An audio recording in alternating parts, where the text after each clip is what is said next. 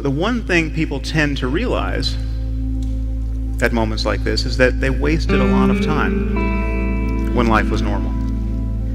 Okay, and it's not just what they did with their time. It's not just that they spent too much time working or compulsively checking email. It's that they cared about the wrong things. They regret what they cared about. Their attention was bound up in petty concerns, year after year, when life was normal. And this is a paradox, of course, because we all know this epiphany is coming. But don't you know this is coming? Don't you know that there's going to come a day when you'll be sick or someone close to you will die, and you'll look back on the kinds of things that captured your attention? Because even if you live to be 100, there's just not that many days in life. It is always now. However much you feel you may need to plan for the future, to anticipate it, to mitigate risks, the reality of your life is now. Our conscious awareness of the present moment is, in some relevant sense, already a memory. But as a matter of conscious experience, the reality of your life is always now. And I think this is a liberating truth about the nature of the human mind. In fact, I think there's probably nothing more important to understand about your mind than that, if you want to be happy in this world. The past is a memory. It's a thought arising in the present.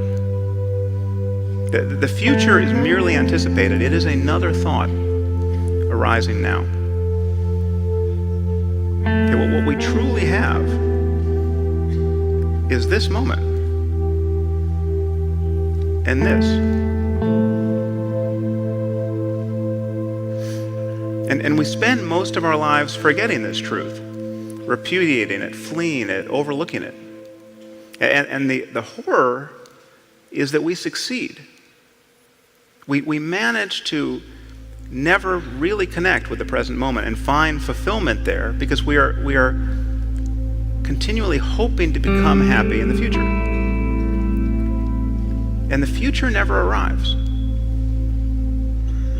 Now, even when we think we're in the present moment, we're in very subtle ways always looking over its shoulder, anticipating what's coming next. We're always solving a problem. And it's possible to simply drop your problem, if only for a moment, and enjoy whatever is true of your life in the present. There are more connections in a single cubic centimeter of brain tissue than stars in our galaxy. And yet our inner experience offers absolutely no clue. We're subjectively unaware of most of what our minds are doing. And yet when we think about what matters is consciousness and its contents. Consciousness is everything. Our experience of the world, the experience of those we care about, is a matter of consciousness and its contents. So whatever the origins of consciousness, the most important question for us is, how can we truly be fulfilled in life? How can we create lives that are truly worth living, given that these lives come to an end? So the frame we put around the present moment is important and largely determines our experience of it. But it seems possible, in fact, to experience life more nakedly than this, to experience it without an obvious frame,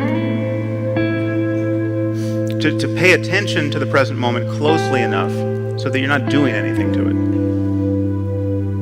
Now, you might feel that your consciousness is in your head or behind your face, but as a matter of experience, these are just more sensations arising in consciousness. The only evidence of your face and head is as sensation arising in consciousness at this moment. Whatever you can possibly notice in your body, in your mind, in the world, has only one place to appear: in your conscious experience. Now, I'm not saying this is all just a dream, but as a neurological matter, it is very much like a dream. It is a dream that is constrained by inputs from the external world. And the dreams we call dreams at night are dreams that are not constrained by the external world. But your mind is all you have. Okay, it's all you've ever had. It's all you have to offer other people. We are all trying to find a path back to the present moment and good enough reason to just be happy here. If you're constantly ruminating about what you just did or what you should have done or what you would have done if you only had the chance, you will miss your life. You'll fail to connect with it. You'll fail to connect with other people. Okay, but being the mere hostage of the next thought that comes careening into consciousness isn't useful. So if there's an antidote to the fear of death and the experience of loss that's compatible with reason, I think it's to be found here. The purpose of life is pretty obvious. We are constantly. Why do we create culture and form relationships beyond matters of mere survival? We are constantly trying to create and repair a world that our minds want to be in.